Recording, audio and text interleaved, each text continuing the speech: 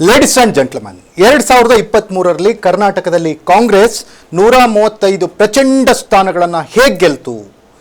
ಒಂದು ಕಡೆ ಧೀಮಂತ ನಾಯಕ ಸಿದ್ದರಾಮಯ್ಯನವರು, ಮತ್ತೊಂದು ಕಡೆ ಸಂಘಟನಾ ಚತುರ ಡಿ ಕೆ ಶಿವಕುಮಾರ್. ಇವರಿಬ್ಬರ ಜೊತೆಗೆ ಉತ್ತರ ಕರ್ನಾಟಕದಲ್ಲಿ ತನ್ನದೇ ಆದಂತಹ ಒಂದು ಪ್ರಭಾವದಿಂದ ಈ ಇಬ್ಬರೂ ನಾಯಕರಿಗೆ ಸರಿ ಸಮಾನವಾಗಿ ಬೆನ್ನೆಲುಬಾಗಿ ನಿಂತು ಉತ್ತರ ಕರ್ನಾಟಕ ಭಾಗವನ್ನು ಕ್ಲೀನ್ ಸ್ವೀಪ್ ಆಗುವಂತೆ ಕಾಂಗ್ರೆಸ್ ಕಡೆಗೆ ತಿರುಗಿಸಿದ್ದು ಯಾರಪ್ಪ ಅಂದರೆ the one and only Laxman Savadi ಅವರು. ಹೌದು, ಉತ್ತರ ಕರ್ನಾಟಕ ಅಂದರೆ ಗಂಡು ಮೆಟ್ಟಿದ ನೆಲ. ಈ ಗಂಡು ಮೆಟ್ಟಿದ ನೆಲದ ಧೀಮಂತ ನಾಯಕ ಲಕ್ಷ್ಮಣ್ ಸವದಿ ಈಗ ಕೋಆಪರೇಟಿವ್ ಮಿನಿಸ್ಟರ್ ಅಂದರೆ ಸಹಕಾರ ಸಚಿವರಾಗಿದ್ದಾರೆ. ಇಂತಹ ಲಕ್ಷ್ಮಣ್ ಸವದಿ ಅವರು ಇವತ್ತು ಫೋಕಸ್ ಟಿವಿಯ ಬೆಂಕಿ ಬಿರುಗಾಳಿ ಕಾರ್ಯಕ್ರಮದಲ್ಲಿ ನಮ್ಮ ಜೊತೆಗೆ ಜಾಯ್ನ್ ಆಗ್ತಾ ಇದ್ದಾರೆ.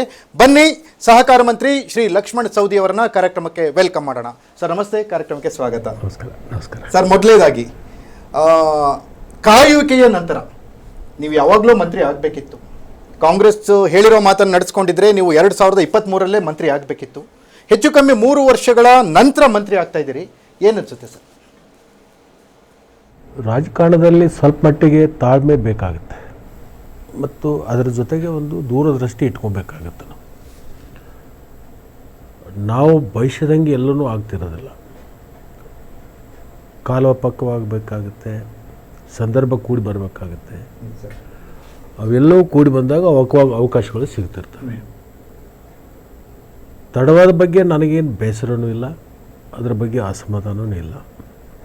ಆದರೆ ಇವತ್ತು ಮತ್ತೆ ರಾಜ್ಯದಲ್ಲಿ ಕಾಂಗ್ರೆಸ್ ಪಕ್ಷದ ನಾಯಕರು, ವರಿಷ್ಠರು ತೀರ್ಮಾನದಂತೆ ಸಿದ್ದರಾಮಯ್ಯನವರು 3 ವರ್ಷ ಕಳೆದ ಮೇಲೆ 2 ವರ್ಷ ಕಾಲಕ್ಕೆ ಇವತ್ತು ಡಿ ಕೆ ಶಿವಕುಮಾರ್ ಅವರನ್ನು ಮುಖ್ಯಮಂತ್ರಿ ಮಾಡಿರ್ತಕ್ಕಂಥ ಸಂದರ್ಭದಲ್ಲಿ ಅವರ ಜೊತೆಗೂಡಿಕೊಂಡು ಒಂದು ಕೆಲಸವನ್ನು ಮಾಡಲಿಕ್ಕೆ ಒಂದು ಅವಕಾಶ ಸಿಕ್ಕಿದೆ.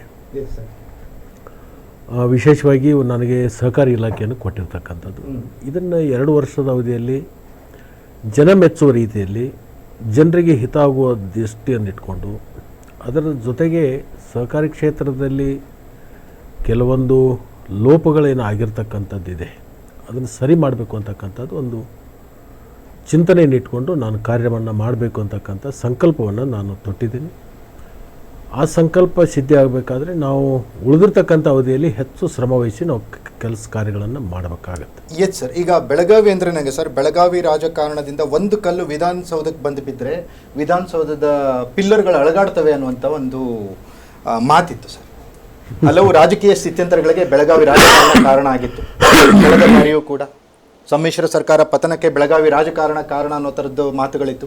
ಇಂಥ ಸಂದರ್ಭದಲ್ಲಿ ಸರ್, ಬೆಳಗಾವಿ ರಾಜಕಾರಣದ ಒಂದು ಕ್ಲಿಷ್ಟಕರ ಸಂದರ್ಭದಲ್ಲಿ ಲಕ್ಷ್ಮಣ್ ಸವದಿ ಅವರು ಮಂತ್ರಿಯಾಗಿ ಕಾಂಗ್ರೆಸ್ ಸರ್ಕಾರ ಅಂದರೆ ಈ ಇನ್ನುಳಿದ 2 ವರ್ಷಕ್ಕೆ ಮಂತ್ರಿಯಾಗಿತ್ತು ಸರ್, ಬೆಳಗಾವಿ ರಾಜಕಾರಣಕ್ಕೆ ಹೊಸ ದಿಕ್ಕನ್ನು ತೋರಿಸುತ್ತೆ ಅನ್ನುವಂಥ ವಿಶ್ಲೇಷಣೆಗಳು ಕೇಳಿ ಬರ್ತಾ ಇದ್ದಾವೆ ಸರ್. ನೋಡಿ, ಆಲೋಚನೆಗಳು ಒಬ್ಬೊಬ್ಬರದ್ದು ಒಂದೊಂದು ಥರ ಇರುತ್ತೆ. ನೀವು ಹೇಳಿದಾಗೆ ಕೆಲವೊಂದು ಸಂದರ್ಭಗಳು, ಕೆಲವೊಂದು ಘಟನೆಗಳಾಗಿರ್ತಕ್ಕಂಥದ್ದಕ್ಕೆ ಬೆಳಗಾವಿಗೆ ಅದೊಂದು ಸ್ವಲ್ಪ ಇವತ್ತು ಚರ್ಚೆ ಗ್ರಾಸ್ ಆಗ್ತಕ್ಕಂಥ ಜಿಲ್ಲೆ ಆಗಿರ್ತಕ್ಕಂಥದ್ದು. ಇರಲಿ, ಅದು ಒಂದು ಆಗಿ ಹೋಗಿರ್ತಕ್ಕಂಥ ಕಾಲ. ಅದ್ರ ಬಗ್ಗೆ ಚಿಂತನೆ ಮಾಡೋದು ಅವಶ್ಯಕತೆ ಇಲ್ಲ. ನಮ್ಮ ಗುರಿ ಇರ್ತಕ್ಕಂಥದ್ದು ಒಂದೇ 28ನೇ ಇಸ್ವಿಗೆ ಏನು ಸಾರ್ವತ್ರಿಕ ಚುನಾವಣೆ ಬರುತ್ತೆ. ಆ ಸಾರ್ವತ್ರಿಕ ಚುನಾವಣೆಗೆ ಜಿಲ್ಲೆಯಲ್ಲಿ ಇನ್ನೂ ಹೆಚ್ಚಿನ ಕ್ಷೇತ್ರಗಳನ್ನು ಗೆಲ್ಲಬೇಕು ಮತ್ತು ರಾಜ್ಯದಲ್ಲಿ ಪುನಃ ಮತ್ತೆ ಕಾಂಗ್ರೆಸ್ ಪಕ್ಷವನ್ನು ಅಧಿಕಾರಕ್ಕೆ ತರಬೇಕು ಅಂತಕ್ಕಂಥ ಒಂದು ಚಿಂತನೆಯನ್ನು ಇಟ್ಕೊಂಡು ನನಗೊಂದು ಜವಾಬ್ದಾರಿಯನ್ನು ಕೊಟ್ಟಿದ್ದಾರೆ. Yes sir. ಆ ಜವಾಬ್ದಾರಿಯ ಒಂದು ವಿಚಾರವಾಗಿ ನಾನು ಹೆಚ್ಚು ಆ ಭಾಗದಲ್ಲಿ, ವಿಶೇಷವಾಗಿ ಉತ್ತರ ಕರ್ನಾಟಕದಲ್ಲಿ ಒಂದು 6-7 ಜಿಲ್ಲೆಯಲ್ಲಿ ನಾನು ಹೆಚ್ಚು ಸಂಚಾರ ಮಾಡಬೇಕಾಗುತ್ತೆ, ಹೆಚ್ಚು ಓಡಾಟ ಮಾಡಬೇಕಾಗುತ್ತೆ. ಇಲಾಖೆ ಕೆಲಸದ ಜೊತೆಗೆ ಪಕ್ಷ ಸಂಘಟನೆ ಕೂಡ ಮಾಡಬೇಕಾಗಿರ್ತಕ್ಕಂಥ ಜವಾಬ್ದಾರಿ ನಮ್ಮ ಮೇಲೆ ಇರ್ತಕ್ಕಂಥದ್ದು. ಮತ್ತು ಆ ಭರವಸೆಯನ್ನು ನಮ್ಮ ಪಕ್ಷದ ವರಿಷ್ಠರು ಮತ್ತು ಮುಖ್ಯಮಂತ್ರಿಗಳು ಇಟ್ಕೊಂಡಿರ್ತಕ್ಕಂಥದ್ದು. ಅದನ್ನು ಈಡೇರಿಸುವಲ್ಲಿ ನಾನು ಸಫಲ ಆಗ್ತೀನಿ ಅಂತಕ್ಕಂಥ ಒಂದು ವಿಶ್ವಾಸ ಇದೆ. ಎಸ್ ಸರ್, ಒಂದು ನೇರವಾದ ಪ್ರಶ್ನೆ ಏನಂದರೆ ಲಕ್ಷ್ಮಣ್ ಸವದಿ ಅವರಿಗೆ, ನೀವು ಸಹಕಾರ ಕ್ಷೇತ್ರ ಗ್ರೌಂಡ್ ಲೆವೆಲ್ನಿಂದ ಬಂದಂಥವ್ರು, ನೀವು ಎಲ್ಲವನ್ನ ತುಂಬ ಚೆನ್ನಾಗಿ ಅರ್ಥೈಸಿಕೊಂಡಂಥವ್ರು. ಆದರೆ ಈ ಬೆಳಗಾವಿ ರಾಜಕಾರಣ ಅಂದರೆ ಸಹಕಾರ ಕ್ಷೇತ್ರದ ಮೇಲೆ ಡಿಪೆಂಡ್ ಆಗಿರುವಂಥದ್ದು. ಅಲ್ಲಿ ಒಂದು ಘರಾನ ರಾಜಕೀಯ, ಕುಟುಂಬ ರಾಜಕಾರಣ ಅನ್ನುವಂಥದ್ದು ತುಂಬ ಪ್ರಮುಖವಾಗಿ ಸರ್. ಎಲ್ಲ ಸಹಕಾರ ಕ್ಷೇತ್ರದಿಂದ ಬಂದಂಥವ್ರು ಇದ್ದಾರೆ ಸರ್. ಆಮೇಲೆ ರಾಜಕಾರಣಕ್ಕೆ ಬಂದು ಸಹಕಾರ ಕ್ಷೇತ್ರದಲ್ಲಿ ಹಿಡಿತವನ್ನು ಸಾಧಿಸುವಂಥವ್ರು ಇದ್ದಾರೆ. ಪ್ರಮುಖವಾಗಿ ಪ್ರಮುಖ ಕುಟುಂಬಗಳ ನಡುವಿನ ಈ ಜಿದ್ದಾಜಿದ್ದಿಯ ನಡುವೆ ಸರ್ ನೀವು ಮಂತ್ರಿ ಆಗಿರೋದು ಕಾಂಗ್ರೆಸ್ನ ಸಂಘಟನೆಗೆ ಸರ್ ಯಾವ ರೀತಿ ಅದು ನಿಮಗೆ ಸಹಕಾರಿಯಾಗುತ್ತೆ ಅಂತ? ಬಹುತೇಕ ಕರ್ನಾಟಕದಲ್ಲಿ ವಿಶೇಷವಾಗಿ ಈ ಮುಂಬೈ ಕರ್ನಾಟಕ ಅಂತ ಏನು ನಾವು ಕರಿತೀವಿ, ಕಿತ್ತೂರು ಕರ್ನಾಟಕ ಅಂತ. ಇಲ್ಲಿ ಸ್ವಲ್ಪ ಸಹಕಾರಿ ಕ್ಷೇತ್ರ ಬಲಾಢ್ಯ ಆಗಿದೆ.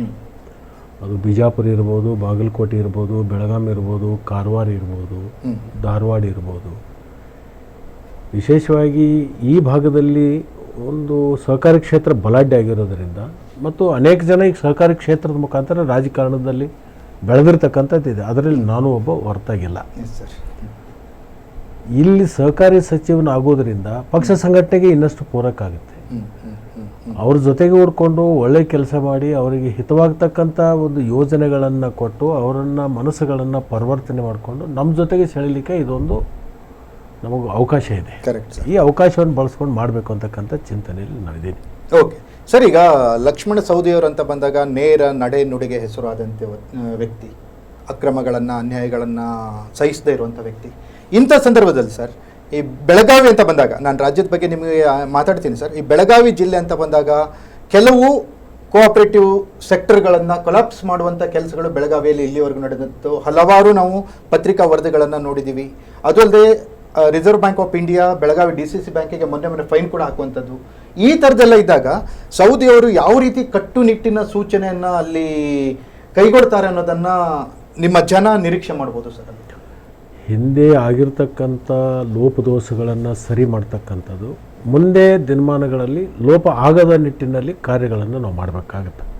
ಆ ಜವಾಬ್ದಾರಿ ನನಗಿದೆ. ಆ ಜವಾಬ್ದಾರಿಯನ್ನು ಇಟ್ಕೊಂಡೇ ನಾನು ಮುಂದುವರಿತೀನಿ.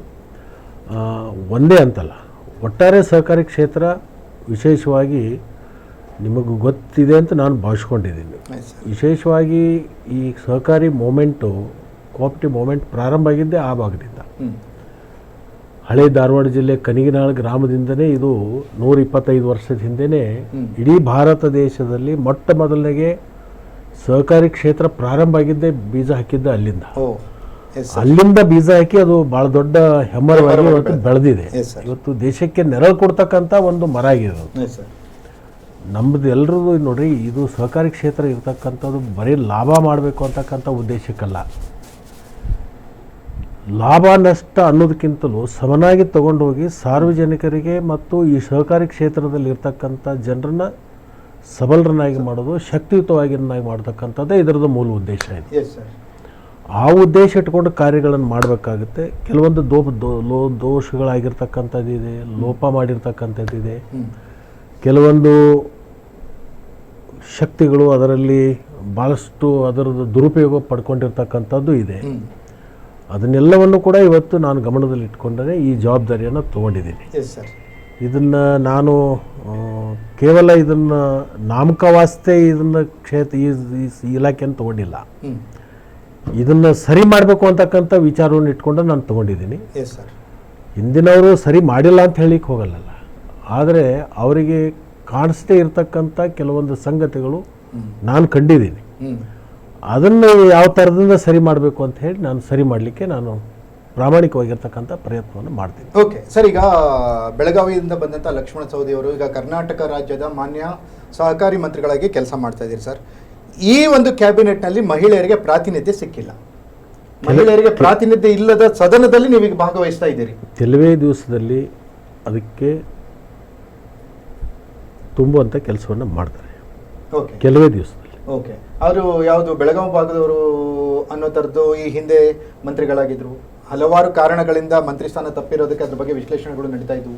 ಕೆಲವೊಂದು ಈಗ ನೀವು ಗ್ಯಾರಂಟಿ ಸರ್ಕಾರ ಅಂತ ಬಂದಾಗ ಗ್ಯಾರಂಟಿಗಳು ನಿಂತಿರದೆ ಮಹಿಳೆಯರ ಒಂದು ಹಿತದೃಷ್ಟಿ ಮತ್ತು ಮಹಿಳೆಯರ ಒಂದು ಸಪೋರ್ಟ್ನೊಂದಿಗೆ ಸರ್, ಈಗ ಮಹಿಳೆಯರಿಗೆ ಮಹಿಳಾ ಕಲ್ಯಾಣ ಇಲಾಖೆ ಮಂತ್ರಿಗಳೇ ಮಹಿಳೆಯರು ಇಲ್ಲ ಅಂತ ಇದೆಯಲ್ಲ, ನೀವು ಕೆಲವೇ ದಿನಗಳಲ್ಲಿ ಭರ್ತಿಪಡಿಸ್ತೀವಿ ಅನ್ನೋಂಥ ಸಮಾಧಾನಕರ ಮಾತನ್ನು ಹೇಳ್ತಿದ್ದೀರಿ.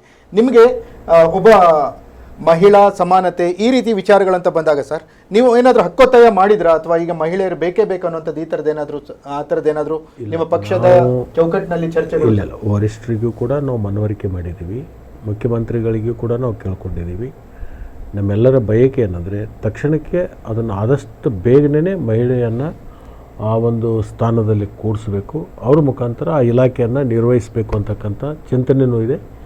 ಅದು ಆಗಾಗಲೇ ಅದು ಘೋಷಣೆ ಆಗಿತ್ತು, ಬರೀ ಅನಿವಾರ್ಯ ಕಾರಣದಿಂದ ಅದು ನಿಂತು ಹೋಗಿರ್ತಕ್ಕಂಥದ್ದು. ಇನ್ನು ಕೆಲವೇ ದಿವಸದಲ್ಲಿ ಅದನ್ನು ರಾಷ್ಟ್ರೀಯ ನಾಯಕರು ಮತ್ತು ಮುಖ್ಯಮಂತ್ರಿಗಳು ಚರ್ಚೆ ಮಾಡಿಕೊಂಡು ಅದಕ್ಕೆ ಒಂದು ಪರಿಹಾರವನ್ನು ಕಂಡುಕೊಳ್ತಕ್ಕಂಥ ನಕ್ಕಿ ಮಾಡ್ತಾರೆ. ಎಸ್ ಸರ್, ಈಗ ಮುಖ್ಯಮಂತ್ರಿ ಸಿದ್ದರಾಮಯ್ಯನವರ ಬದಲಾವಣೆ ಆಯಿತು ಸರ್. ಡಿ ಕೆ ಶಿವಕುಮಾರ್ ಅವರು ಮುಖ್ಯಮಂತ್ರಿಯಾಗಿ ಪ್ರಮಾಣ ವಚನ ತೆಗೆದುಕೊಂಡು ಆಯಿತು, 2 ತಿಂಗಳಿಗಿಂತ ಹೆಚ್ಚಿನ ಸಮಯಾವಕಾಶವೂ ಈಗ ಕಳೀತು ಸರ್. ಆದರೆ ಇನ್ನೂವರೆಗೂ ಜನರಿಗೆ ಗೊತ್ತಿಲ್ಲ ಯಾವ ಕಾರಣಕ್ಕೆ ಸಿದ್ದರಾಮಯ್ಯನವ್ರನ್ನ ಬದಲಾಯಿಸಿದ್ರು, ಯಾವ ಕಾರಣಕ್ಕೆ ಡಿ ಕೆ ಶಿವಕುಮಾರ್ ಮುಖ್ಯಮಂತ್ರಿ ಆದರು ಅನ್ನೋದಕ್ಕೆ ಯಾವುದೇ ರೀತಿಯ ಕ್ಲಾರಿಫಿಕೇಶನ್ ಹೈಕಮಾಂಡ್ ಅದು ಕೊಟ್ಟಿಲ್ಲ. ಇಲ್ಲಿವರೆಗೆ ಗೌಪ್ಯ ಇರ್ತಕ್ಕಂಥದ್ದು ಇತ್ತು, ಈಗ ಅದು ಓಪನ್ ಆಗಿದೆ. ಮೊದಲು ಚುನಾವಣೆ ಆದಮೇಲೆ ರಾಷ್ಟ್ರೀಯ ನಾಯಕರು, ಸನ್ಮಾನ್ಯ ಹಿಂದಿನ ಮುಖ್ಯಮಂತ್ರಿಗಳು ಮತ್ತು ಇವತ್ತಿನ ಮುಖ್ಯಮಂತ್ರಿಗಳು ಅವತ್ತು ಚರ್ಚೆ ಮಾಡಿರ್ತಕ್ಕಂಥದ್ದು, ಈ ಒಂದು ಅವಧಿಯಲ್ಲಿ ನಿಮಗೆ ಮತ್ತು ಅವರಿಗೆ ಇಬ್ಬರಿಗೂ ಅವಕಾಶ ಮಾಡಿಕೊಡ್ತೀವಿ ಅಂತಕ್ಕಂಥ ಅವತ್ತು ಭರವಸೆಯನ್ನು ಕೊಟ್ಟಿದ್ದರು. ಆ ಭರವಸೆಯ ಅನುಗುಣವಾಗಿ ಇವತ್ತು ಬದಲಾವಣೆ ಆಗಿರ್ತಕ್ಕಂಥದ್ದು. ಇಲ್ಲಿವರೆಗೆ ಅದರ ಬಗ್ಗೆ ಯಾರಿಗೂ ಗೊತ್ತಿರಲಿಲ್ಲ. 4 ಗೋಡೆ ಮಧ್ಯದಲ್ಲಿ 4 ಜನರ ಮಧ್ಯದಲ್ಲಿ ಮಾತ್ರ ಅದು ಸೀಮಿತ ಆಗಿತ್ತು. ಆ ಒಂದು ಮಾತುಕತೆ ಆದಂಥದ್ದನ್ನು ಇವತ್ತು ಈಡೇರಿಸಿರ್ತಕ್ಕಂಥದ್ದು. ಹೀಗಿರುವಾಗ ಅದ್ರ ಬಗ್ಗೆ ಈಗೇನು ಓಪನ್ ಸೆಕ್ರೆಟ್ ಇದೆ. ಓಕೆ, 2023ರಲ್ಲಿ ಕಾಂಗ್ರೆಸ್ ಅಧಿಕಾರಕ್ಕೆ ಬಂದಾಗ ಸರ್ ಲಕ್ಷ್ಮಣ ಸವದಿಯವರು ಮಂತ್ರಿ ಆಗ್ತಾರೆ ಅನ್ನುವಂಥ ಮಾತುಗಳು ಪ್ರಬಲವಾಗಿ ಕೇಳಿ ಬಂದಿತ್ತು ಸರ್. ಸಚಿವಾಕಾಂಕ್ಷಿಗಳ ಹೆಸರು ಬಂದಾಗ ಅಥವಾ ಸಚಿವರ ಲೀಸ್ಟ್ ಅಂತ ಬಂದಾಗ ಮೊದಲನೇ ಸ್ಥಾನದಲ್ಲಿ ಸವದಿಯವರ ಹೆಸರು ಇರ್ತಿತ್ತು, ಆದರೆ ನಿಮ್ಮ ಹೆಸರು ಆ ಪಟ್ಟಿಯಲ್ಲಿ ಬರಲಿಲ್ಲ ಸರ್. ಈಗ ಎರಡನೇ ಬಾರಿಯೂ ಕೂಡ ಪುನಾರಚನೆ ಸಂದರ್ಭದಲ್ಲಿ, ಹೊಸ ಮುಖ್ಯಮಂತ್ರಿಯ ಸಂಪುಟ ರಚನೆ ಸಂದರ್ಭದಲ್ಲಿಯೂ ಕೂಡ ಲಕ್ಷ್ಮಣ ಸವದಿಯವರಿಗೆ ಮಂತ್ರಿ ಸ್ಥಾನ ತಪ್ಪಿಸಬೇಕು ಅಂತ ಹೇಳಿ ಕೆಲವು ಉತ್ತರ ಕರ್ನಾಟಕದ ಪ್ರಬಲ ನಾಯಕರು ಕೂಡ ವಾದ ಮಂಡಿಸಿದ್ರು ಅನ್ನುವಂತಹ ವರದಿಗಳು ಕೇಳಿ ಬಂದಿದ್ವು ಸರ್. ವರದಿಗಳನ್ನು ನಾನು ಕೂಡ ನೋಡಿದ್ದೀನಿ, ಆದರೆ ಇನ್ನೂವರೆಗೆ ಅದು ವರದಿ ನನಗೆ ಖಾತ್ರಿಪಡಿಸಿಲ್ಲ. ಇಲ್ಲಿವರೆಗೆ ಊಹಾಪೋಹಗಳು, ಚರ್ಚೆಗಳು ಅನೇಕ ಮಾಧ್ಯಮದಲ್ಲಿಯೂ ಕೂಡ ಚರ್ಚೆ ಆಗಿದೆ, ಆದರೆ ಇನ್ನೂ ನನಗೆ ಅದನ್ನು ಖಾತ್ರಿಪಡಿಸ್ಕೊಳ್ತಕ್ಕಂಥದ್ದಾಗಿಲ್ಲ. ನಾನು ಮುಂದೆ ಯಾವುದಾದ್ರೂ ಒಂದು ದಿವಸ ದಿಲ್ಲಿ ಕಡೆ ಹೋದಾಗ ವರಿಷ್ಠರು ಭೇಟಿ ಆದಂಥ ಸಂದರ್ಭದಲ್ಲಿ ಅಂಥದ್ದೇನಾದರೂ ಚರ್ಚೆಗಳಾಗಿದ್ದರೆ ಅದನ್ನು ತಡಿಲಿಕ್ಕೆ ಯಾರಾದರೂ ಪ್ರಯತ್ನಗಳು ಮಾಡಿದರೆ ಅವಾಗೇನಾದರೂ ಅದರ ಸುಳು ಕೊಟ್ಟರೆ ಅದ್ರ ಬಗ್ಗೆ ನಾನು ಪ್ರತಿಕ್ರಿಯೆ ಕೊಡಬೇಕು. ಓಕೆ, ಅಂದರೆ ಈ ಸದ್ಯ ಈಗಿನ ಮಟ್ಟಿಗೆ ನಾವು ಅಂದ್ಕೊಳ್ಳೋದಾದರೆ ಸೌದಿಯವರ ಒಂದು ಉನ್ನತ ಸ್ಥಾನಕ್ಕೇರುವ ಒಂದು ಅವಕಾಶವನ್ನು ತಪ್ಪಿಸ್ಲಿಕ್ಕೆ ಕೆಲವರು ಪ್ರಯತ್ನ ಪಟ್ಟರು, ಆದರೆ ಅವರ ಪ್ರಯತ್ನದಲ್ಲಿ ಅವರು ಯಶಸ್ವಿ ಆಗಲಿಲ್ಲ ಅಂತ ಅಂದ್ಕೋಬೋದಾ ಸರ್? ಅದ್ರ ಬಗ್ಗೆ ನಾನು ಉಲ್ಲೇಖ ಮಾಡಲಿಕ್ಕೆ ಹೋಗಲ್ಲ. ಯಾಕಂತಂದರೆ ಇನ್ನೂವರೆಗೆ ನನಗೆ ಖಂಡಿತವಾಗಿ ಇಂತಿಂಥವರು ನನಗೆ ವಿರೋಧ ಮಾಡಿದರು ಅಂತಕ್ಕಂಥ ಖಚಿತ ಮಾಹಿತಿ ಸಿಗುವವರೆಗೆ ಅದ್ರ ಬಗ್ಗೆ ನಾನು ಪ್ರತಿಕ್ರಿಯೆ ಕೊಡ್ತಕ್ಕಂಥದ್ದು ಸರಿಯಲ್ಲ ಅಂತಕ್ಕಂಥ ನನ್ನ ಭಾವನೆಯನ್ನು ವ್ಯಕ್ತಪಡಿಸ್ತೀನಿ. ಓಕೆ, ಈಗ ಸರ್, ಈಗ ರಾಜಕಾರಣದಲ್ಲಿ ಯಾರು ಶಾಶ್ವತ ಶತ್ರುಗಳು ಅಲ್ಲ, ಶಾಶ್ವತ ಮಿತ್ರರು ಅಲ್ಲ ಅನ್ನುವಂಥ ಒಂದು ಮಾತಿಗೆ ಸರ್ ನೀವೇನು ಹೇಳ್ತೀರಾ ಸರ್? ಈಗ ಮಿತ್ರರಾಗಿ ಕೆಲಸ ಮಾಡಿದರೆ ಜಿಲ್ಲೆ ಅಭಿವೃದ್ಧಿ ಆಗುತ್ತೆ ಅಂತ ಹೇಳ್ತೀರಾ, ಅಥವಾ ಸಮಯಕ್ಕೆ ಸಂದರ್ಭಕ್ಕೆ ತಕ್ಕಂತೆ ನಾವು ನಡಿಬೇಕು ಅಂತ ಹೇಳ್ತೀರಾ? ರಾಜಕಾರಣದಲ್ಲಿ ನೋಡಿ, ನಾನು ಕಾಂಗ್ರೆಸ್ಸಿಗೆ ಬರ್ತೀನಿ ಅಂತಕ್ಕಂಥದ್ದು ನನಗೆ ಕೂಡ ಕನಸಿನಲ್ಲಿ ಕೂಡ ಗೊತ್ತಿರಲಿಲ್ಲ. ಸಂದರ್ಭ ಆ ಒಂದು ಸಂದರ್ಭ ಬಂದ್ಬಿಡ್ತು ಕಾಂಗ್ರೆಸ್ಸಿಗೆ ಹೋಗುವಂಥದ್ದು, ಕಾಂಗ್ರೆಸ್ಸಿಗೆ ಬರುವಂಥದ್ದು. ಆಗಿರುವಾಗ ಈ ರಾಜಕಾರಣದಲ್ಲಿ ಯಾವಾಗ ಏನಾಗುತ್ತೆ ಅನ್ನೋದು ಒಂದೊಂದ್ಸಲ ಹೇಳಲಿಕ್ಕೂ ಆಗಲ್ಲ.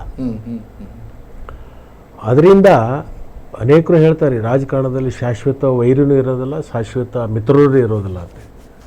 ಯಾವಾಗ ಏನಾಗ್ತಾವ ಅನ್ನತಕ್ಕಂಥದ್ದು ಭಾಳ ಕಷ್ಟದಾಯಕ ಮಾತುಗಳನ್ನು ಹೇಳಬೇಕಾಗುತ್ತೆ. ಅದರಿಂದ ಈ ರಾಜಕೀಯದಲ್ಲಿ ಇತ್ತೀಚಿನ ದಿನಮಾನಗಳಲ್ಲಿ ಹೊಂದಾಣಿಕೆಯ ರಾಜಕಾರಣಗಳ ಜಾಸ್ತಿ ನಡೀತಕ್ಕಂಥದ್ದು ನಾವು ನೋಡ್ತೀವಿ. ಎಲ್ಲ ಪಕ್ಷದಲ್ಲಿಯೂ ಕೂಡ ಅದೇ ನಡೀತಾ ಇದೆ.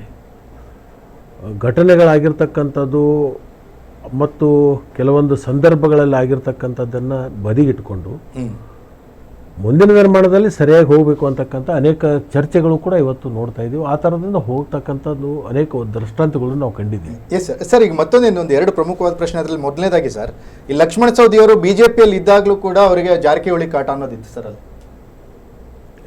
ಲಕ್ಷ್ಮಣ ಸವದಿಯವರು ಬಿಜೆಪಿಯಿಂದ ಕಾಂಗ್ರೆಸ್ಸಿಗೆ ಬಂದ ಮೇಲೂ ಜಾರಕಿಹೊಳಿ ಕಾಟ ಅನ್ನೋ ಥರದ್ದು ಇನ್ನೂ ಮುಂದುವರಿತಾ ಇದೆ. ರಾಜಕೀಯ ಬೆಳವಣಿಗೆಗಳನ್ನು ನೋಡಿದ್ರೆ ಹಂಗೆ ಅನಿಸ್ತಾ ಇದೆ. ಅಂದರೆ ಯಾವ ಪಕ್ಷಕ್ಕೆ ಹೋದ್ರೂ ಆ ಕಾಟ ತಪ್ಪಲ್ವಲ್ಲ ನಿಮಗೆ ಅಂತ? ಈಗ ರಾಜಕಾರಣದಲ್ಲಿ ಕೆಲವೊಂದು ವಿಚಾರಗಳ ಮಧ್ಯ ಬಂದಾಗ ಭಿನ್ನಮತ ಅಂತಕ್ಕಂಥದ್ದು ಕೆಲವೊಂದು ವ್ಯಕ್ತಿಗಳ ಮಧ್ಯದಲ್ಲಿ ಬಂದಾಗ ಅದು ನಿರಂತರವಾಗಿ ಇರುತ್ತೆ.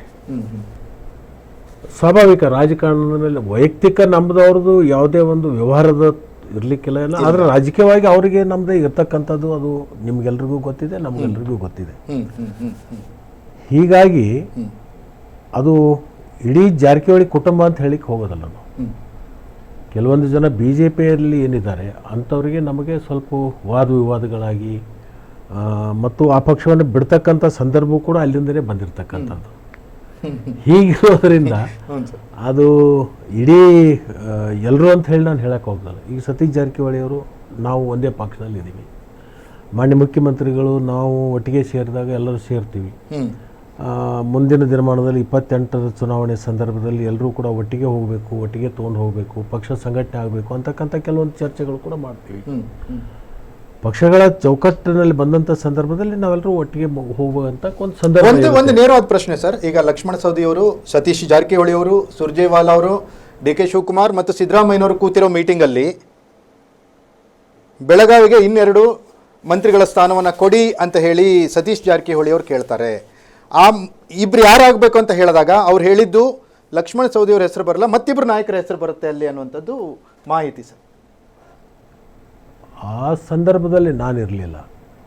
ನಾನು ಮುಖ್ಯಮಂತ್ರಿಗಳು ಸತೀಶ್ ಜಾರಕಿಹೊಳಿಯವರು ಮತ್ತು ಲಕ್ಷ್ಮೀ ಹೆಬ್ಬಾಳ್ಕರ್ ಅವರು ಕರ್ನಾಟಕ ಭವನದಲ್ಲಿ ಸೇರಿದಂಥ ಸಂದರ್ಭದಲ್ಲಿ ಮುಖ್ಯಮಂತ್ರಿಗಳು ನಮಗೆ ಹೇಳಿದ್ದೇನೆಂದರೆ, ನೀವು 3 ಜನ ಮಂತ್ರಿಗಳಾಗ್ತೀರಾ, ಮುಂದಿನ ದಿನಮಾನದಲ್ಲಿ ಒಟ್ಟಿಗೆ ಜಿಲ್ಲೆಯಲ್ಲಿ ಸಂಘಟನೆ ಮಾಡೋದ್ರ ಮುಖಾಂತರ ಭಿನ್ನಾಭಿಪ್ರಾಯಗಳನ್ನು ಬದಿಗಿಟ್ಕೊಂಡು ಮುಂದಿನ ದಿನಮಾನದಲ್ಲಿ ಪಕ್ಷವನ್ನು ಗಟ್ಟಿ ಮಾಡೋದ್ರ ಜೊತೆಗೆ 28ರ ಚುನಾವಣೆಯಲ್ಲಿ ಹೆಚ್ಚಿನ ಸ್ಥಾನಗಳನ್ನು ಬೆಳಗಾವಿಯಿಂದ ನೀವು ಆರಿಸ್ತರೋದರಲ್ಲಿ ಎಲ್ಲರೂ ಪ್ರಮುಖ ಪಾತ್ರ ವಹಿಸಬೇಕು ಅಂತಕ್ಕಂಥ ಮಾತನ್ನು ಹೇಳಿದಾಗ ನಾವೆಲ್ಲರೂ ಮಾಡ್ತೀವಿ ಅಂತಕ್ಕಂಥ ಮಾತನ್ನು ನಾವು ಹೇಳಿರ್ತಕ್ಕಂಥದ್ದು.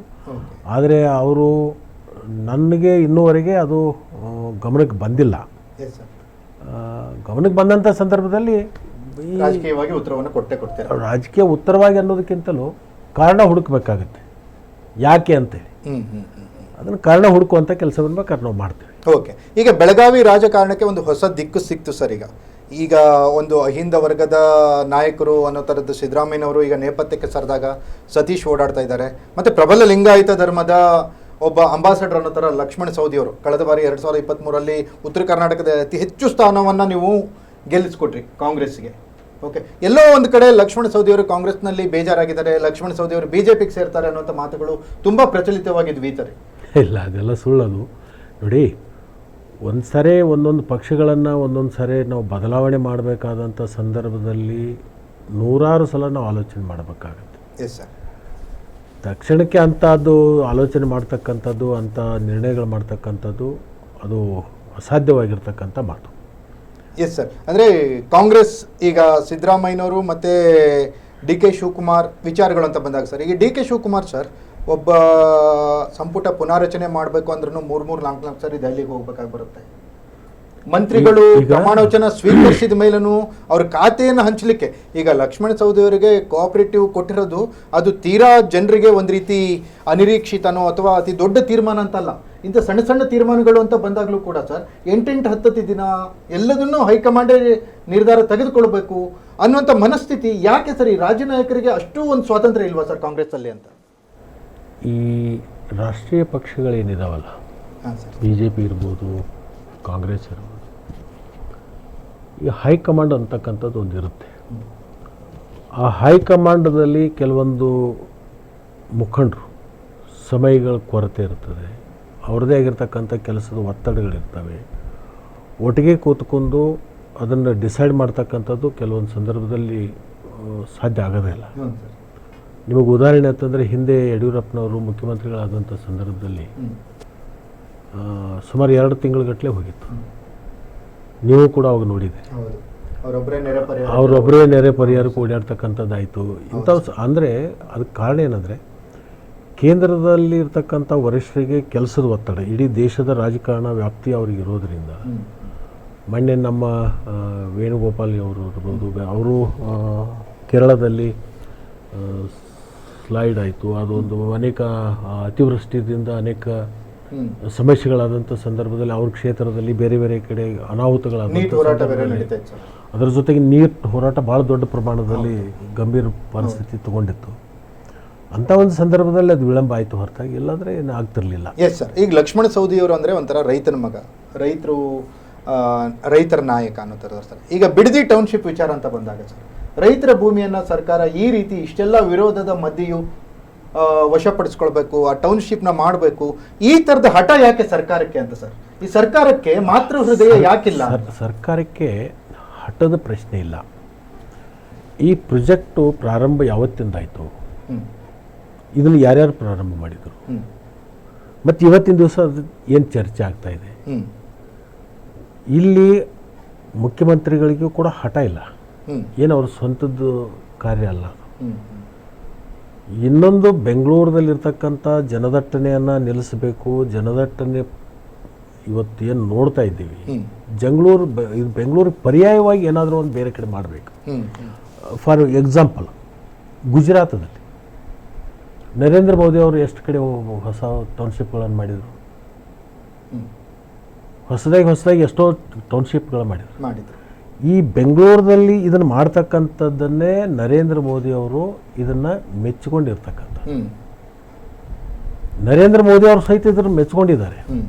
ಅದೇ ಪಕ್ಷದವ್ರು ಇರ್ತಕ್ಕಂಥವ್ರು ಈಗ ಇವತ್ತಿನ ದಿವಸ ಏನು ಹೇಳ್ತಾ ಇದ್ದಾರೆ ಅಂದರೆ, ಮೋದಿ ಅವರು ಮೆಚ್ಕೊಂಡಿರ್ತಕ್ಕಂಥದ್ದು ಇವರಿಗೆ ಸರಿ ಬರಲಿಲ್ಲ ಅನ್ನೋ ಪ್ರಶ್ನೆ ಬರ್ತದೆ. ಒಂದು ಯಾವ್ದಾರ ಡೆವಲಪ್ಮೆಂಟ್ ಮಾಡ್ಬೇಕಾದ್ರೆ ಎಲ್ಲಾರು ಒಂದು ಕಡೆ ಜಮೀನು ತಗೋಬೇಕು.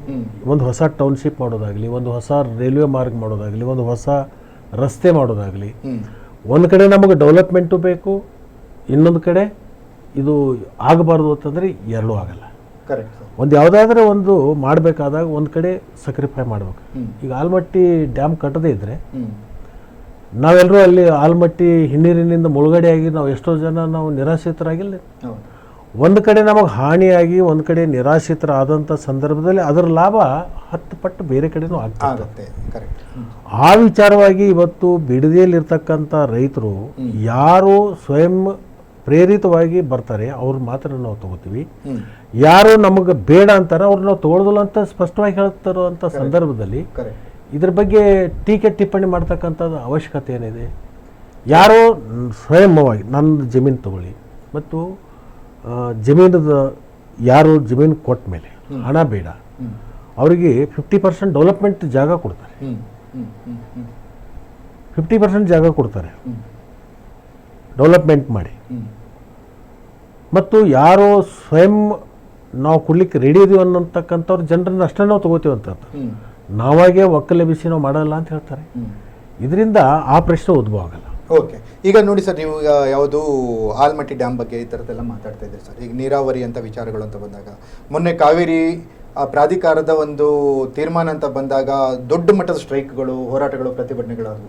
ಅದೇ ಉತ್ತರ ಕರ್ನಾಟಕದ ನೀರಾವರಿ ವಿಚಾರ ಅಂತ ಬಂದಾಗ ಸರ್, ಯಾವುದೇ ರೀತಿ ಅಷ್ಟು ದೊಡ್ಡ ಮಟ್ಟದ ಒಂದು ಹೋರಾಟಗಳು, ಪ್ರತಿಭಟನೆಗಳು ಆಗಲ್ಲ. ಉತ್ತರ ಕರ್ನಾಟಕದ ರಾಜಕಾರಣಿಗಳ ವೈಫಲ್ಯನೋ ಇದು, ಅದು ಉತ್ತರ ಕರ್ನಾಟಕದ ಜನರ ವೈಫಲ್ಯನೋ? ಯಾಕೆ ಈ ಕಾವೇರಿ ಬೇರೆ ಅಥವಾ ಕೃಷ್ಣ, ನಮಗೆ ಮಲಪ್ರಭಾ, ಘಟಪ್ರಭಾ, ಭೀಮೆ, ಈ ಥರದ ವಿಚಾರಗಳು ಅಷ್ಟು ನಗಣ್ಯ ಆಗ್ತವೆ ಯಾಕೆ ಅಂತ ಅನ್ಸುತ್ತೆ ಸರ್? ಈಗ ನೋಡಿ, ಉತ್ತರ ಕರ್ನಾಟಕದಲ್ಲಿರ್ತಕ್ಕಂಥದ್ದು ಪ್ರಮುಖ ನದಿ ಕೃಷ್ಣ ನದಿ.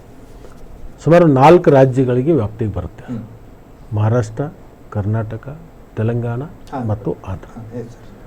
4 ರಾಜ್ಯಕ್ಕೆ ಸೀಮಿತವಾಗಿರ್ತಕ್ಕಂಥದ್ದು ಅದು ಒಂದು ಸಲ ತೀರ್ಪಾಗಿದೆ ಯಾರ್ಯಾರಿಗೆ ಎಷ್ಟೆಷ್ಟು ಅಂತೇಳಿ. ಅದರ ಪ್ರಕಾರ ನಮಗೆ ನೀರೂ ಸಿಗುತ್ತೆ, ನೀರು ಬರುತ್ತೆ. ಅಲ್ಲಿ ಮಳೆಗಾಲನೂ ಮಹಾರಾಷ್ಟ್ರದಲ್ಲಿ ಜಾಸ್ತಿ ಆಗೋದ್ರಿಂದ ನಮಗೆ ಸಫಿಷಿಯೆಂಟ್ ನೀರು ಬರೋದ್ರಿಂದ ಆ ವ್ಯಾಜ್ಯ ಇನ್ನೂ ತನಕ ನಮಗದು ಹೆಚ್ಚು ಬರದೇ ಇರ್ತಕ್ಕಂಥದ್ದು ನಾವು ನೋಡ್ತೀವಿ. ಕಾವೇರಿ ಭಾಗದಲ್ಲಿ ಏನಾಗಿದೆ ಅಂದರೆ ಸಫಿಷಿಯೆಂಟ್ ನೀರು ಸ್ಟೋರೇಜ್ ಮಾಡ್ಕೊಳ್ತಕ್ಕಂಥದ್ದು ಮೊದಲೇ ಆಗಿಲ್ಲ. ಅದು ಉಳಿದಿರೋದ್ರಿಂದ ಇಲ್ಲಿನೂ ಶಾರ್ಟ್ ಫಾಲ್ ಆಗುತ್ತೆ, ತಮಿಳುನಾಡಿಗೆ ಶಾರ್ಟ್ ಫಾಲ್ ಅಲ್ಲ ಸರ್. ಕಳಸಾ ಬಂಡೂರಿ ಮಹದಾಯಿ ಅಂತ ಬಂದಾಗ ಆ ಥರದ್ದು ಆಗೇ ಇಲ್ವಲ್ಲ ಸರ್? ಆ ಥರದ್ದು ಕೆಲಸ ಕಳಸಾ ಬಂಡೂರಿ ಭಾಳ ದೊಡ್ಡ ಯೋಜನೆ ಅಲ್ಲ, ಅದು ಅಷ್ಟು ದೊಡ್ಡ ಪ್ರಮಾಣದಲ್ಲೆಲ್ಲ. ಅದು ಕುಡಿ ನೀರಿಗಾಗಿಗೋಸ್ಕರ ಅದು ಇರ್ತಕ್ಕಂಥದ್ದು. ಅದು ಕೇಂದ್ರ ಸರ್ಕಾರದಲ್ಲೇ ವಿಳಂಬ ಆಗ್ತಕ್ಕಂಥದ್ದು. ಆ ಕೇಂದ್ರ ಸರ್ಕಾರದ ಕೆಲವೊಂದು ಒಪ್ಪಿಗೆ ಇರದೇ ಇರತಕ್ಕಂಥ ಸಂದರ್ಭಕ್ಕೆ ಅದು ವಿಳಂಬ ಆಗಿದೆ ಹೊರತಾಗಿ ಅದು ಗೋವಾ ಮತ್ತು ಕರ್ನಾಟಕಕ್ಕೆ ಮಾತ್ರ ಸೀಮಿತವಾಗಿರ್ತಕ್ಕಂಥ. ಅದು ಸುಮಾರು ಒಂದು 20 ಕ್ಷೇತ್ರಗಳಿಗೆ ಕುಡಿ ನೀರಿನ ವ್ಯವಸ್ಥೆ ಆಗುತ್ತೆ. ಹ್ಮ್ ಹ್ಮ್ ಅದರಿಂದ ಅದು ನಮಗೆ ಒಂದು ಕೆಲವೊಂದು ಟಿ ಎಮ್ ಸಿ ನೀರುಗಳು ಮಾತ್ರ ಸಿಗುತ್ತೆ. ಹ್ಮ್ ಇಲ್ಲಿ ನೂರಾರು ಟಿ ಎಮ್ ಸಿ ನೀರಿನ ಪ್ರಶ್ನೆಗಳು ಬರ್ತಾವೆ. ಓಕೆ. ಹೀಗಾಗಿ ನಮ್ಮ ಕಳಸಾ ಬಂಡೂರಿನೂ ಕೂಡ ಅದ್ರ ಕಾಲು ಕೂಡಿ ಬಂದಿದೆ. ಈಗ ಬಹುತೇಕ ನಿಮಗೆ ಗೊತ್ತಿರ್ಬೋದು, ಮಾನ್ಯ ಬೊಮ್ಮಾಯಿಯವರು ಮುಖ್ಯಮಂತ್ರಿಗಳಾಗಿ ಹೋದರು. ಹ್ಮ್ ಅವರು ಕಳಸಾ ಬಂಡೂರಿ ಹೋರಾಟನ ಪ್ರಾರಂಭ ಮಾಡಿದ್ದು ಅವಾಗ. ಹೌದು ಅವರು ಸಿ ಸಿ ಪಾಟೀಲರು JDSನಲ್ಲಿದ್ದಂಥ ಸಂದರ್ಭದಲ್ಲಿ ಹೌದು ಸರ್. ಪಾದಯಾತ್ರೆ ಅವರು ಶುರು ಮಾಡಿದರು. ಹ್ಮ್ ಅವರೇ ಮುಖ್ಯಮಂತ್ರಿಗಳಾದಂಥ ಸಂದರ್ಭದಲ್ಲೂ ಕೂಡ ಮಾಡಲಿಕ್ಕೆ ಆಗಲಿಲ್ಲ. ಹ್ಮ್ ಕಾರಣ ಏನಂದರೆ ಹ್ಮ್ ಕೇಂದ್ರ ಸರ್ಕಾರದ ಕೆಲವೊಂದು ನಮಗೆ ತಕ್ಷಣಕ್ಕೆ ಕೊಡಬೇಕಾಗಿರ್ತಕ್ಕಂಥ ಪರ್ಮಿಷನ್ಗಳನ್ನು ಕೊಡದೇ ಇರತಕ್ಕಂಥ ಹ್ಮ್ ಹ್ಮ್ ಎನ್ರೋಲ್ಮೆಂಟ್ ಕ್ಲಿಯರೆನ್ಸ್ ಇರ್ಬೋದು, ಫಾರೆಸ್ಟ್ ಕ್ಲಿಯರೆನ್ಸ್ ಇರ್ಬೋದು, ಹ್ಮ್ ಇವೆಲ್ಲವೂ ತೊಂದರೆಯಿಂದ ಅದು ವಿಳಂಬ ಆಗಿದೆ ಹೊರತಾಗಿ ಕರ್ನಾಟಕ ಸರ್ಕಾರದಿಂದ ತೊಂದರೆ ತೊಂದರೆ ಆಗಿರ್ತಕ್ಕಂಥ ಆಗಿಲ್ಲ ಅಂತ ವಿಳಂಬ ಆಗಿಲ್ಲ. ವಿಳಂಬ ಆಗಿಲ್ಲ ಅಂತ ನೀವು ಹೇಳ್ತೀರಾ ಸರ್? ಎಸ್. Okay sir. ಈಗ ಕಾಂಗ್ರೆಸ್ ಈಗ DK ಶಿವಕುಮಾರ್ ಅವ್ರನ್ನ ಎದುರಿಸುವಂಥ ಪ್ರಬಲ ವಿರೋಧ ಪಕ್ಷಗಳು ಇಲ್ವೇ ಇಲ್ಲ ಅನ್ನುವಂಥ ಮಾತು. ಈಗ BJPಯಲ್ಲಿ ಯಾರೂ ಇಲ್ಲ, ಪ್ರಬಲ ವಿರೋಧ ಪಕ್ಷದ ನಾಯಕರು ಅನ್ನೋರು ಯಾರೂ ಇಲ್ಲ, ಇದ್ರೆ ಎಲ್ಲ ಅಡ್ಜಸ್ಟ್ಮೆಂಟ್ ಮಾಡ್ಕೊಂಡು ಓಡಾಡ್ತಿದ್ದಾರೆ ಅನ್ನುವಂಥ ಮಾತುಗಳು.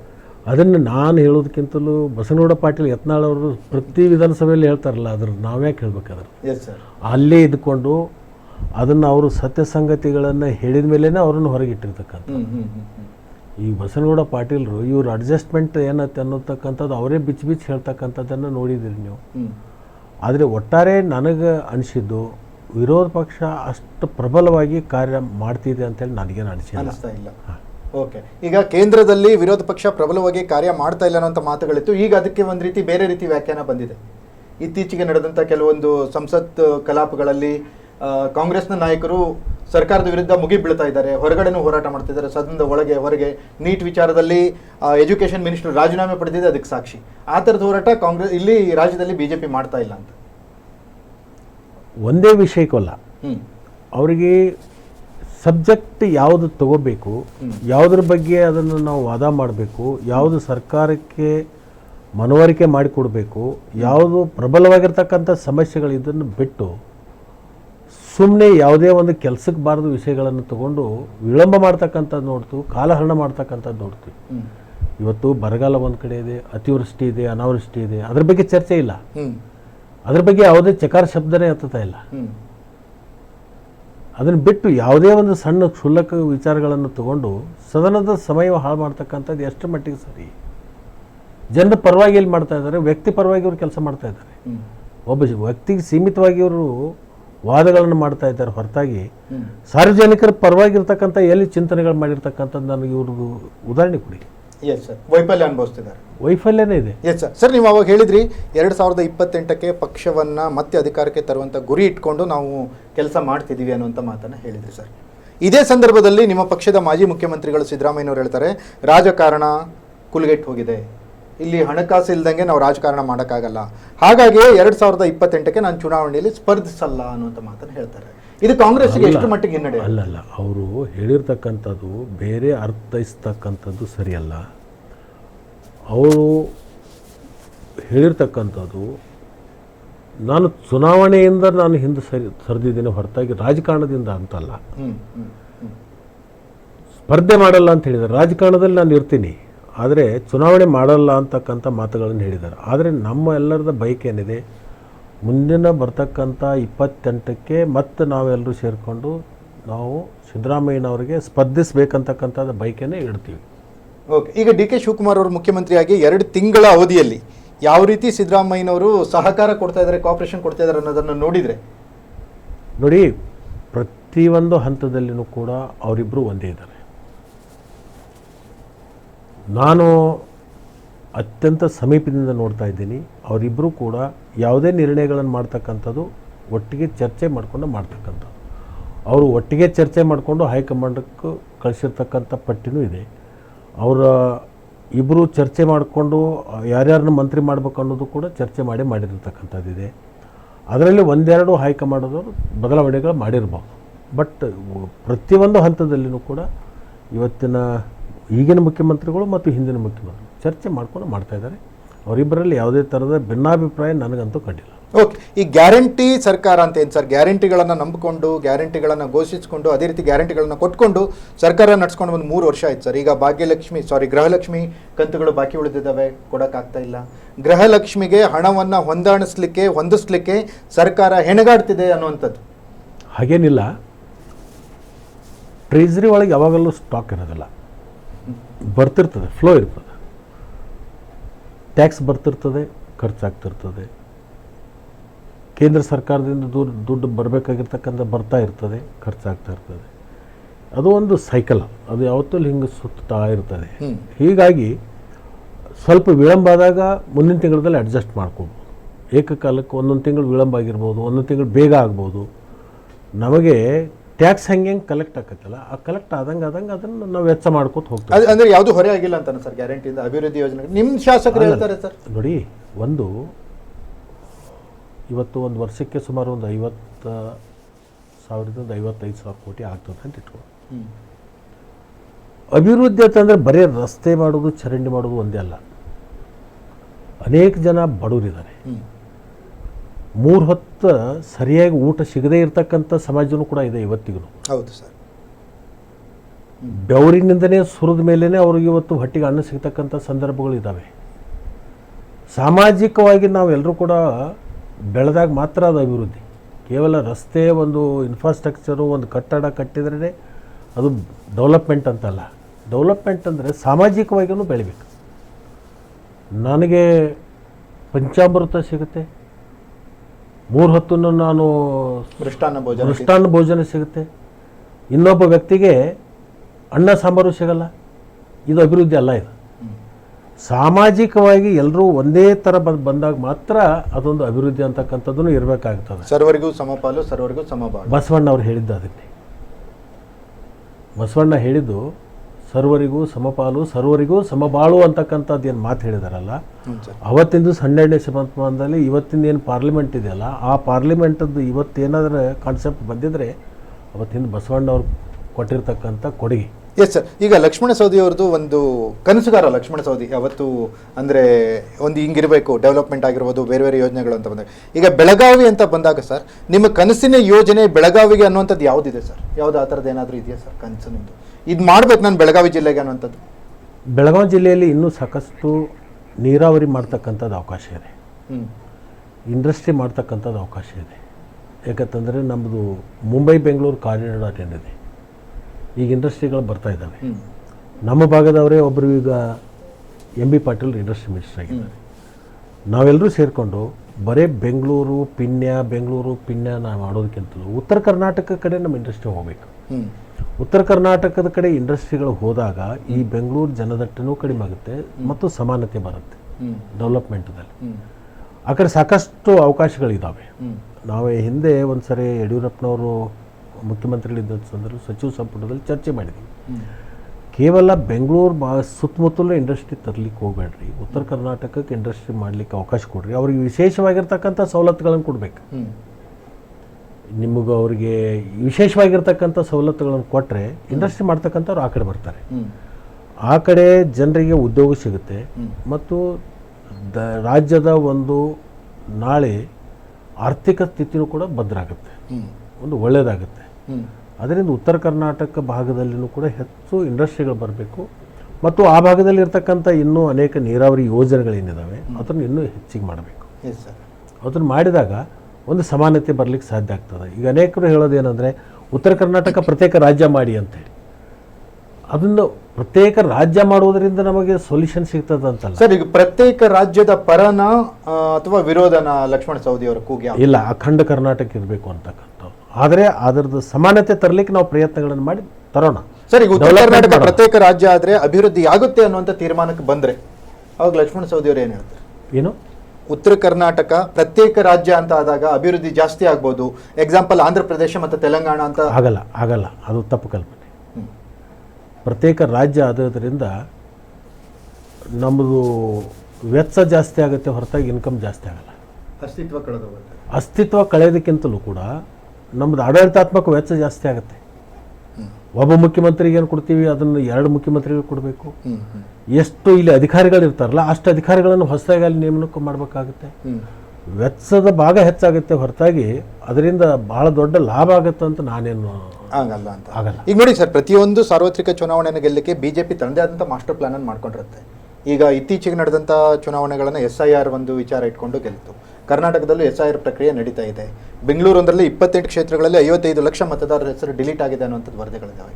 ಇಡೀ ಕರ್ನಾಟಕದಾದ್ಯಂತ 7.5 ಕೋಟಿ ಜನರಲ್ಲಿ 1,85,00,000 ಜನರ ಮತಗಳು ಡಿಲೀಟ್ ಆಗ್ತವೆ ಅನ್ನುವಂಥದ್ದು ಈ ರೀತಿ ಈಗ ಮಾಹಿತಿ ಇದೆ ಸರ್. ಇದನ್ನು ಕಾಂಗ್ರೆಸ್ ಯಾವ ರೀತಿಯಾಗಿ ಸಮರ್ಥವಾಗಿ ಈ ಒಂದು ವಿಚಾರನ ಎದುರಿಸುತ್ತೆ? ನೋಡಿ, ಈ SRI ನಾವು ಭಾಳ ಸೀರಿಯಸ್ ಆಗಿ ತೊಗೊಂಡಿದ್ದೀವಿ. ಎಲ್ಲ ಶಾಸಕರು ತೊಗೊಂಡಿದ್ದೀವಿ. ನಮ್ಮ ಬೂತ್ ಕಮಿಟಿಗಳನ್ನು ಮಾಡಿದ್ವಿ. ಬೂತ್ ಕಮಿಟಿಯಲ್ಲಿರ್ತಕ್ಕಂಥ ಸದಸ್ಯರು ನಾವು ಜಾಗೃತವಾಗಿ ಮಾಡಿದ್ವಿ. ಅನ್ಯಾಯವಾಗಿ ಯಾರನ್ನೂ ಕೂಡ ನಾವು ತೆಗಿಬಾರ್ದು. ಪ್ರತಿಯೊಬ್ಬರಿಗೂ ಓಟಿನ ಹಕ್ಕು ಸಿಗಬೇಕು. ಡಿಲೀಟ್ ಆಗ್ತಕ್ಕಂಥದ್ದು ಯಾವುದು ಡಬಲ್ ಇದ್ದರೆ, ನನ್ನ ಓಟು ಒಂದು ಬೆಂಗಳೂರಾಗಿದೆ, ಒಂದು ಅಥಣಿ ಒಳಗಿದೆ, ಇಂಥವು ಡಿಲೀಟ್ ಆಗ್ತವೆ. ಮತ್ತು ಡೆತ್ ಕೇಸ್, ಆಮೇಲೆ ಟ್ರಾನ್ಸ್ಫರ್ ಆಗಿರ್ತಕ್ಕಂಥ, ಈ ನಮ್ಮ ಮನೆ ಒಳಗೆ ಹೆಣ್ಮಕ್ಳಿರ್ತಾರೆ, ಅವ್ರನ್ನ ನಾವು ಬೇರೆ ಕಡೆ ಮದುವೆ ಮಾಡಿ ಕೊಟ್ಟಿರ್ತೀವಿ. Correct sir. ಇಲ್ಲಿನೂ ಇರುತ್ತೆ, ಅಲ್ಲಿನೂ ಇರುತ್ತೆ. ಒಂದು ಕಡೆ ಕಡಿಮೆ ಆಗ್ತವೆ. ಹಿಂಗೆ ಡಬಲ್ ಇದ್ದದ್ದು ಕಡಿಮೆ ಆಗ್ತವೆ. ಮತ್ತು ಡೆತ್ ಕೇಸ್ಗಳು ಡಿಲೀಟ್ ಆಗ್ತವೆ. ಮತ್ತು ಉದ್ದೇಶಪೂರ್ವಕವಾಗಿ ಕೆಲವು ಧರ್ಮ ಜಾತಿಗಳನ್ನ ಗುರಿಯಾಗಿಟ್ಕೊಂಡು, ನೋಡಿ, ಈ ಮಣ್ಣಿನಲ್ಲಿ ಯಾರು ಹುಟ್ಟಿದ್ದಾರೆ, ಈ ದೇಶದಲ್ಲಿ ಯಾರಿದ್ದಾರೆ, ಈ ನಾಡಿನಲ್ಲಿ ಯಾರಿದ್ದಾರೆ, ಅವರೆಲ್ಲರ ಜನ್ಮಸಿದ್ಧ ಹಕ್ಕು ಮತದಾನ. ಅದನ್ನು ಉಳಿಸ್ತಕ್ಕಂಥದ್ದು ಮಾಡಬೇಕಾಗುತ್ತೆ. ಮತ್ತು ಅದನ್ನು ಉಳಿಸ್ಲಿಕ್ಕೆ ನಾವೆಲ್ಲರೂ ನಾವು ಮಾಡ್ತಾ ಇದ್ದೀವಿ. ಓಕೆ ಸರ್, ಈಗ 2028 ಚುನಾವಣೆ ಅಂತ ಬಂದಾಗ, ಕೊನೆಯದಾಗಿ ನಿಮ್ಗೆ ಕೇಳ್ತಾ ಇದ್ದೀನಿ ಸರ್, 2028 ಚುನಾವಣೆ ಅಂತ ಬಂದಾಗ ಸರ್, BJP ಒಂದು ಡೆಡ್ಲಿ ಕಾಂಬಿನೇಷನ್ ಪ್ಲಾನ್ ಮಾಡ್ಕೊಂಡಿದೆ. ಒಕ್ಕಲಿಗರು ಪ್ಲಸ್ ಲಿಂಗಾಯತರನ್ನ ಇಟ್ಕೊಂಡು ನಾವು ಚುನಾವಣೆಗೆ ಹೋಗೋಣ. ಒಂದು ಕಡೆ JDS BJP ಮೈತ್ರಿಯ ಸಿದ್ಧಾಂತನೇ ಅದು. ಈ ಕಡೆ ಕುಮಾರಣ್ಣ ದೇವೇಗೌಡರಿರಲಿ, ಈ ಕಡೆ ಯಡಿಯೂರಪ್ಪ ಆ್ಯಂಡ್ ಟೀಮ್ ಇರಲಿ ಅನ್ನೋ ಥರ. ಇದನ್ನು ಲಕ್ಷ್ಮಣ ಸವದಿಯವರು ಲಿಂಗಾಯತರ ಪ್ರಮುಖ ನಾಯಕರಾಗಿ, ಸೌದಿಯವರು ಮತ್ತು ನಿಮ್ಮ ಟೀಮ್ ಯಾವ ರೀತಿ ಭೇದಿಸಬೇಕು ಅನ್ನೋದು, ಯಾವ ರೀತಿ ಭೇದಿಸುತ್ತೆ ಅನ್ನೋದು ಕಾಂಗ್ರೆಸ್ನ ಒಂದು ನಿರೀಕ್ಷೆ ಆಗಿದೆ ಸರ್. ಅವರು ಕೇವಲ ಹಿಂದುತ್ವದ ಮೇಲೆ ರಾಜಕಾರಣ ಮಾಡ್ತಾರೆ. ನಾವೆಲ್ಲ ಧರ್ಮದವ್ರನ್ನ ಕರ್ಕೊಂಡು ನಾವು ಲಿಂಗಾಯತರು ಇದ್ದೀವಿ, ಒಕ್ಕಲಿಗರು ಇದ್ದೀವಿ, ಮತ್ತು ಹಿಂದುಳಿದವರು ಇದ್ದೀವಿ, ಅಲ್ಪಸಂಖ್ಯಾತರು ಇದ್ದೀವಿ, ಎಲ್ಲರೂ ಇದ್ದೀವಿ. ಎಲ್ಲರನ್ನೂ ಒಟ್ಟಿಗೆ ತೊಗೊಂಡು ಹೋಗುವಂಥ ಕೆಲಸ ನಾವು ಮಾಡ್ತೀವಿ. ಅಲ್ಲ ಸರ್, ಕರ್ನಾಟಕದಲ್ಲಿ ಹಿಂದೆ BJPಯ ನಾಯಕರಾದಂಥ ಲಕ್ಷ್ಮಣ ಸವದಿಯವರು ಇದ್ದಾಗಲೂ ಕೂಡ ಧರ್ಮಾಧಾರಿತವಾಗಿ ರಾಜಕಾರಣ ಮಾಡಿಲ್ಲ. ಅವರು ಧರ್ಮಾಧಾರಿತವಾಗಿ ಸಂಘಟನೆನ ಮಾಡಿಲ್ಲ. ಯಾರು ಕೆಲವು ನಾಯಕರು ಆ ಹಿಂದುತ್ವದ ಪ್ರತಿಪಾದಕರಾದಂಥ ನಾಯಕರು ಇವತ್ತೆಲ್ಲ ನೇಪಥ್ಯಕ್ಕೆ ಸರಿದಿದ್ದಾರೆ. ಯತ್ನಾಳ್ ಅವರಾಗಿರ್ಬೋದು, ಈ ಪ್ರತಾಪ್ ಸಿಂಹ ಆಗಿರ್ಬೋದು, ಅನಂತಕುಮಾರ್ ಹೆಗಡೆ ಆಗಿರ್ಬೋದು, KS ಈಶ್ವರಪ್ಪ ಆಗಿರ್ಬೋದು, ಇವರೆಲ್ಲರೂ ಈಗ ನೇಪಥ್ಯಕ್ಕೆ ಸರಿದಿದ್ದಾರೆ. ಇವ್ರನ್ನ ಬಿಟ್ಟು BJP ಒಂದು strong Lingayat plus Vokkaliga combination ಇಟ್ಕೊಂಡು ಬರೋದನ್ನ ಕಾಂಗ್ರೆಸ್ಸು ಅದನ್ನ ಅಷ್ಟು ನಿರಾಯಾಸವಾಗಿ ಯಾವ ರೀತಿ ಭೇದಿಸುತ್ತೆ ಅಂತ. ಅವ್ರು ಯಶಸ್ವಿ ಆಗೋದಿಲ್ಲ ಅನ್ನೋದು ಮಾತ್ರ ಹೇಳ್ತೀನಿ. ಯಾವ ರೀತಿ ಯಶಸ್ವಿ ಆಗಲ್ಲ ಸರ್? ಹೊಂದಾಣಿಕೆ ಆಗಲ್ಲ ಅವರು. ಕೊನೆಗೆ ಹೊಂದಾಣಿಕೆ ಆಗೋದನ್ನೇ ಇಲ್ಲ. ಯಾಕಂತಂದರೆ ಈಗಲೇ ಕಾಂಪಿಟೇಷನ್ ಸ್ಟಾರ್ಟ್ ಆಗಿದೆ. ನಾವು ಹೆಚ್ಚು ಸೀಟ್ ತಗೊಂಡು ನಾವು ಮುಖ್ಯಮಂತ್ರಿಗಳಾಗಬೇಕು, ನಾವು ಹೆಚ್ಚು ಸೀಟ್ ತಗೊಂಡು ನಾವು ಮುಖ್ಯಮಂತ್ರಿಗಳಾಗಬೇಕು ಅಂತೇಳಿ ಇವ್ರನ್ನ ಅವ್ರು ಸೋಲಿಸ್ತಾರೆ, ಅವ್ರನ್ನ ಇವ್ರು ಸೋಲಿಸ್ತಾರೆ. ಆದರೆ ನಾವು ಆ ಕೆಲಸ ಮಾಡಲ್ಲ. ನಮ್ಮಟ್ಟಿಗೆ ನಾವು ಸಂಘಟನೆ ಮಾಡ್ಕೋತೀವಿ. 51% ರಾಜಕಾರಣದಲ್ಲಿ ಅದು ಯಾವಾಗಲೂ 100ಕ್ಕೆ ಸಮ, 49 ಅದು 0ಗೆ ಸಮ. ನಾವು 51 ಮಾಡಲಿಕ್ಕೆ ನಾವು ಪ್ರಯತ್ನ ಮಾಡ್ತಾ ಇದ್ದೀವಿ. Yes sir. ಹಾಗಾದರೆ ತಮಗೆ ಪ್ರಬಲವಾದಂತಹ ಆತ್ಮವಿಶ್ವಾಸ ಇದೆ 2028ಕ್ಕೂ ಮತ್ತು ನಿಮ್ಮದೇ ಅಂತ? ಡೆಫಿನೆಟ್ಲಿ. ಇವತ್ತೇ ನಿಮ್ಮ ಫೋಕಸ್ TV ಸ್ಟುಡಿಯೋದಲ್ಲಿ ಬರೆದಿಟ್ಟು ಹೋಗ್ತೀನಿ. 28ಕ್ಕೆ ಪುನಃ ಮತ್ತೆ ಈ ರಾಜ್ಯದಲ್ಲಿ ಕಾಂಗ್ರೆಸ್ ಅಧಿಕಾರಕ್ಕೆ ಬರುತ್ತೆ. ಲಕ್ಷ್ಮಣ ಸವದಿ ಮತ್ತು ಕ್ಯಾಬಿನೆಟಲ್ಲಿ ಸಚಿವನಾಗಿರ್ತಾರೆ. ಓಕೆ, ಹಾಗಾದ್ರೆ ಲಕ್ಷ್ಮಣ ಸವದಿಯವರು ಕ್ಯಾಬಿನೆಟ್ನಲ್ಲಿ ಸಚಿವರಾಗೋದಕ್ಕಿಂತ ಉನ್ನತ ಸ್ಥಾನಕ್ಕೆ ಮೊದಲ ಮೆಟ್ಲು ಅಂದರೆ ಟಾಪ್ಗೆ ಬರೋದು ಯಾವಾಗ ಅಂತ, ಮುಖ್ಯಮಂತ್ರಿ ಆಗೋದು ಯಾವಾಗ? ನಾನು ಮುಖ್ಯಮಂತ್ರಿ ಕನಸಿಟ್ಕೊಂಡಿರ್ತಕ್ಕಂಥವನಲ್ಲ. ಯಾವಾಗಲೂ ನಮ್ಮದು ಇತಿಮಿತಿಯಲ್ಲಿ ನಾವು ಇರಬೇಕು. ನಮ್ಮ ಇತಿಮಿತಿ ಒಳಗೆ ನಾವು ಕಾರ್ಯಗಳನ್ನು ಮಾಡಬೇಕು. ಅದು ನಾನು ತಿರುಕನ ಕನಸು ಕಾಣಲಿಕ್ಕೆ ಹೋಗಲ್ಲ. Yes sir. ಈಗ ಕೊನೆಯದಾಗಿ ಸರ್, ಈಗ ನೀವು ಸಹಕಾರ ಸಚಿವರಾಗಿ ಸರ್ ರಾಜ್ಯದ ಜನರಿಗೆ ಏನು ಹೇಳಕ್ಕೆ ಇಷ್ಟಪಡ್ತೀರಿ? ಒಟ್ಟಾರೆ ಸಹಕಾರಿ ಕ್ಷೇತ್ರದ ಮುಖಾಂತರ ರಾಜ್ಯದಲ್ಲಿರ್ತಕ್ಕಂಥ ವಿಶೇಷವಾಗಿ ರೈತಾಪಿ ವರ್ಗಕ್ಕೆ ಒಂದು ಹೆಚ್ಚು ಇದರ ಇಲಾಖೆಯಿಂದ ಸಹಾಯ ಆಗಬೇಕು. ರೈತ ಸ್ವಾವಲಂಬಿ ಆಗಬೇಕು. ಈ ದೇಶಕ್ಕೆ ಅನ್ನ ಕೊಡ್ತಕ್ಕಂಥ ಅನ್ನದಾತನ ಶಕ್ತಿ ಇನ್ನಷ್ಟು ವೃದ್ಧಿ ಆಗಬೇಕು ಅಂತಕ್ಕಂಥದ್ದೇ ನನ್ನ ಬಯಕೆ. Yes sir, thank you sir. ಬಿಡುವಿಲ್ಲದಂಥ ಸಮಯದಲ್ಲಿಯೂ ಕೂಡ ತಾವು ಬಂದು ತಮ್ಮ ಅಮೂಲ್ಯವಾದ ವಿಚಾರಗಳನ್ನು ಫೋಕಸ್ ಟಿವಿ ಮತ್ತು ರಾಜ್ಯದ ವೀಕ್ಷಕರಿಗೆ ತಿಳಿಸ್ಕೊಟ್ಟಿದ್ದಕ್ಕೆ thank you very much. Thank you. ತಮ್ಮ ಫೋಕಸ್ ಟಿ ವಿ ಇತ್ತೀಚೆಗೆ ಪ್ರಾರಂಭ ಆಗಿದೆ. ಈ ಫೋಕಸ್ ಟಿ ವಿ ಭಾಳ ದೊಡ್ಡ ಪ್ರಮಾಣದಲ್ಲಿ ಬೆಳಿಬೇಕು, ಜನರ ಹತ್ತಿರಕ್ಕೆ ಹೋಗಬೇಕು, ಜನರ ಕಷ್ಟ ಕಾರ್ಪಣ್ಯಗಳನ್ನು ಇದನ್ನು ಎತ್ತಿ ಹಿಡಿಸಿ ರಾಜಕಾರಣಿಗಳಿಗೆ ತೋರಿಸುವಂಥದ್ದು ಮತ್ತು ಅಧಿಕಾರಿಗಳಿಗೆ ತೋರಿಸುವಂಥ ಕೆಲಸ ನಿಮ್ಮಿಂದ ಆಗಲಿ ಅಂತೇಳಿ ನಾನು ಶುಭ ಕೋರ್ತೇನೆ. Thank you sir, thank you so much. ನೋಡಿದ್ರಲ್ಲ ವೀಕ್ಷಕರೇ, ಇವಿಷ್ಟು ಕರ್ನಾಟಕ ರಾಜ್ಯದ ಸಹಕಾರ ಮಂತ್ರಿಗಳಾದಂತಹ ಸನ್ಮಾನ್ಯ ಶ್ರೀ ಲಕ್ಷ್ಮಣ್ ಸವದಿಯವರ ಮನದಾಳದ ಮಾತುಗಳು. ಇದಾಗಿತ್ತು ಬೆಂಕಿ ಬಿರುಗಾಳಿ. ಮತ್ತೊಬ್ಬ ಅತಿಥಿಯೊಂದಿಗೆ ಭೇಟಿ ಆಗ್ತೀನಿ. ನಮಸ್ಕಾರ.